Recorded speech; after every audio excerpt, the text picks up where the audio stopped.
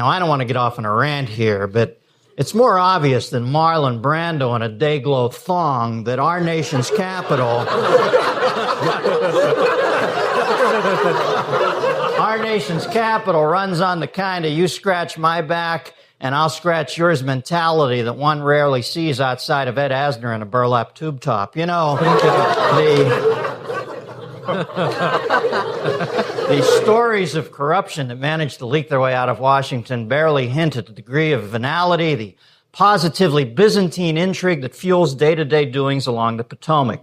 Special interest groups, PACs, lobbies, there's more palms being greased on any given day in D.C. than there are in a boys' dorm during MTV's The Grind, you know. If Frank Capra took a look at today's Washington, Mr. Smith would have stayed at home. Let's face it, our nation's capital is more self-serving than IKEA, and our lawmakers get more perks than Jerry Lewis in the 23rd hour of the fucking telethon, you know.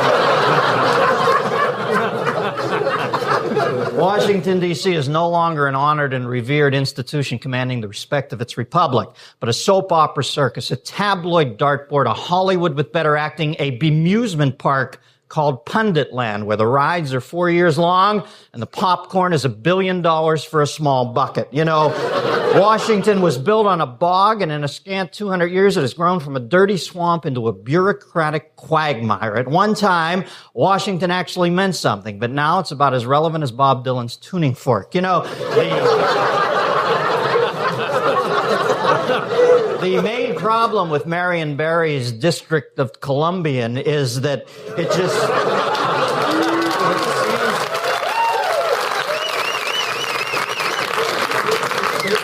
it seems like nothing ever gets done there. It's like an Etch-a-Sketch that gets shaken every 4th November, just never hard enough to completely erase that residual maze of dangling connections and stairs to nowhere. The average American works about 3 hours each day to pay taxes to keep Washington, D.C. humming. Now, you go to Washington and see what that gets you. You won't see that much cash being pissed away at Vitamin Expo 96. You know, Washington is clubbier than an LAPD-sponsored baby seal hunt and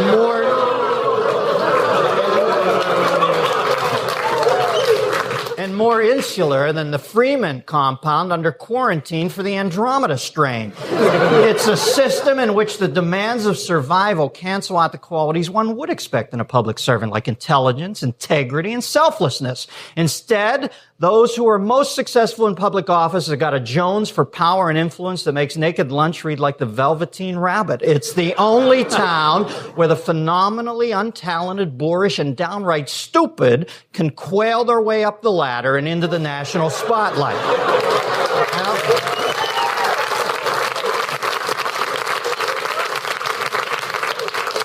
Al D'Amato?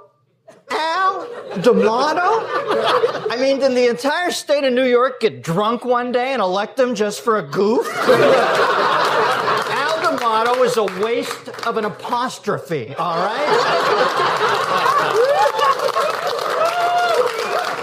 Allowing this guy to chair an ethics committee is like having Bernie Goetz host Soul Train. Newt Gingrich is so cold when he opens his mouth, a light goes on. This guy's further to the right than the part in Sam Donaldson's hair. Strom Thurmond's birthday cake has more candles than a Sting video. This guy used to babysit Bob Dole, for Christ's sake. You know, folks, some are born great, others achieve greatness, and still others have greatness thrust upon them. And then there's Washington, D.C. There, a good man is harder to find than Montel Williams Cowlick. We're talking about a group of people who wouldn't know greatness unless it donated a large sum of money to their re-election campaign and only asked for a small favor in return. But maybe there's some light at the end of the reflecting pool. Voters are getting tired of the name-calling and backbiting that goes on in politics. There's more labeling going on in Capitol Hill than a Walmart the night before the Labor Day weekend. Political philosophies and platforms are now quartered into inside or outside, left or right, and it's like we're calling pitches. Clinton to the left and inside, Dole to the right and inside, Ross Perot high and outside, Buchanan hit the fucking batter. You know, it's time. It's time to get past the labels and check the contents within, and in many cases have settled all too comfortably at the bottom of the legislative bag. Look, if our nation's capital is a monster, we're not only the angry, torch-carrying taxpayers looking to cut its head off, we're also Dr. Frankenvoter. We went into the booth that stormy night. We pulled the lever and screamed, "It's alive!" Well, guess what, townspeople? It is. And it's incumbent upon us to realize that ultimately we're the Hazelwood on this D.C. Valdez. And if we keep trying to sleep through our shifts and letting the other guys steer, we're going to end up on the rocks spewing wasted democracy. The solution is very simple. Move Election Day to April 15th. Pay your taxes and hold elections on the same day. See if any of these duplicitous sons of bitches would try to get away with their crap if we paid their salaries on the same day as we voted for them. I don't think so. Storm the Bastille. Let us eat cake and let them eat me. Of course, that's just my opinion. I could be wrong. I don't want to get off on a rant here, but common sense in this country isn't just dead. It's been cremated, and Woody Harrelson is smoking his ashes in his Lucky Skull bong, all right? There is so little common sense today that Thomas Paine is spinning over in his grave so rapidly that they're thinking of hooking him up to a turbine to light the Vegas Strip. You can't get to your office in the morning without colliding with some idiot who's trying to spawn upstream onto the elevator while everyone else is trying to get off. You can't get in your car and not run into another idiot who pulls into the gas station with his fuel tank on the wrong side and then has to get instructions from a NASA team at Houston Control to figure out how to maneuver his car so that the tank is on the correct side. And you can't open a paper without reading about a Mondo idiot who gets hurt or killed at a railroad crossing because they had to try and beat the train to get home in time to watch Charlene Tilton salute to porcelain clowns on QVC. Now, what the fuck has happened to us? A chalk outline is slowly being drawn around common sense, and most Americans can't even identify the victim. We've gone from a nation of practical-minded, can-do Johnny-get-your-guns and Rosie the Riveters to a bunch of sniveling crybabies who can't take it on the chin without running, whining to our lawyers. Christ, we're so bogged down in procedure, we make Radar O'Reilly look like Henry David Thoreau. You couple that with a Blanche Dubois-like denial of personal responsibility for the crap in our lives, and it's no wonder we're in a malaise that makes a bout of Epstein-Barr syndrome seem like a Laker girl doing the Watusi after 4 triple lattes with a Dexatrim chaser.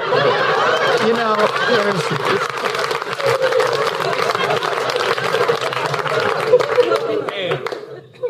There's 800,000 lawyers in our country, and many of their livelihoods depend on the fact that we have got no common sense.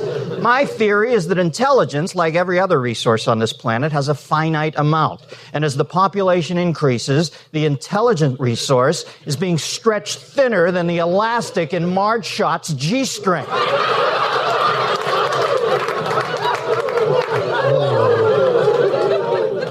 Calls for a roll 8. Yeah. Oh, yeah. What was I talking about? Our depleted intelligent resources. For instance, some old lady burns herself on a cup of coffee at McDonald's and sues for $3 million because it's not her fault. And she wins. She wins. We have trouble convicting people who actually confess to murder, but this woman is able to take $3 million off McDonald's. If the judge had any common sense, the trial should have gone like, will the plaintiff please rise? Yeah, it is your fault. You're stupid. Coffee is supposed to be fucking hot. Now get out of my courtroom, you stupid, stupid woman, and take that pinstripe parasite Shapiro with you. Next case.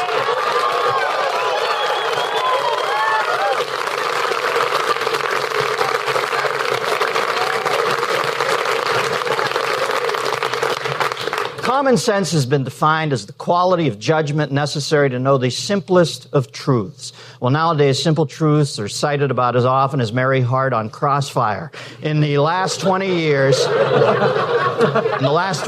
we seem to have completely lost the ability to obey the natural laws around us. We no longer recognize things that are shockingly wrong anymore. We can't tell up from down, right from left, absolutely 100% not guilty from double murdering scumbag guilty. And we are getting stupider.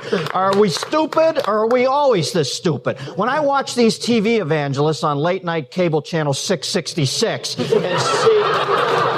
and see the stadium full of people giving hard-earned money away to some chrome-head, sweat-covered, barking con man dangling eternal salvation in the front of these poor bastards like a leash in front of a chihuahua with one kidney. Well, I am shocked at our lack of common sense. Clearly, this crook on TV couldn't be more full of shit if he were a porta potty at the Lollapalooza Festival.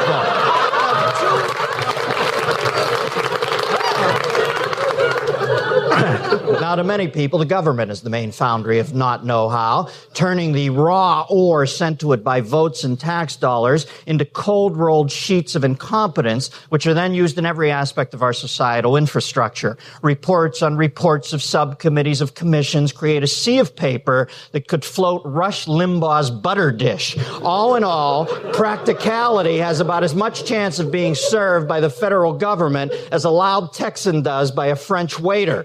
Folks, we don't need more government. We don't need more colleges. We need more schools that teach common sense. We don't need any more Einsteins who can tell you the principle of microwave cooking, but can't figure out how to plug one in. I've always said, give someone a fish and they'll eat for a day. Teach someone not to run a bass lure through their fucking testicle and they will be able to fish for the rest of their life. Where does common sense come from? It's slapped into the back of our head by your mother when you try and touch the hot stove. It's the old Oldsmobile crest branded onto your forehead for all of eternity because you didn't want the seatbelt to wrinkle your new shirt. Common sense is what gored you in the ass in Pamplona when you dress up like Topo Gigio and run in front of the bulls down a street that's narrower than Strom Thurmond's mind. And most importantly, common sense is knowing when to hit the applause button if you don't have a big closer.